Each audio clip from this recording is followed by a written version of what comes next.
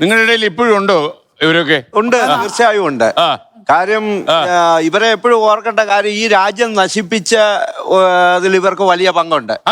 കാര്യം രാമാനന്ദ സാഗർ കൊണ്ടുവന്ന പറയട്ടെ നമ്മുടെ ഇവരൊക്കെ സീരിയലിൽ അഭിനയിക്കാൻ ഇറങ്ങുന്നതിന് മുൻപ് തന്നെ നമ്മുടെ ഇവിടെ രാമാനന്ദ സാഗർ കൊണ്ടുവന്ന രാമായണം സീരിയല്, ഈ രാമായണം സീരിയല് രാമന് ഒരു നായക പരിവേഷം കൊടുത്ത് ഈ രാജ്യത്തെ സംഘപരിവാർ ശക്തികളെ കയറ്റിയിരുത്തി ഈ രാജ്യം ഇത്രയും കുട്ടിച്ചോറാക്കാൻ കാരണം ഈ സീരിയല് തന്നെയാണ്.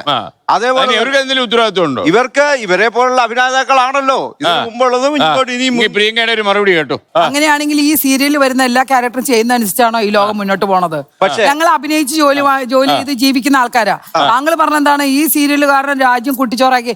എന്ത് വർത്താനാണ് എന്റെ മാഷ നിങ്ങൾ ഈ സീരിയൽ കാരണമല്ല, ഈ രാമായണ സീരിയൽ വന്ന ശേഷമാണ് രാമായണം വിട്, അതിന്റെ കാലം സിനിമയായിട്ട് കാണണം, സീരിയലായിട്ട് കാണണം.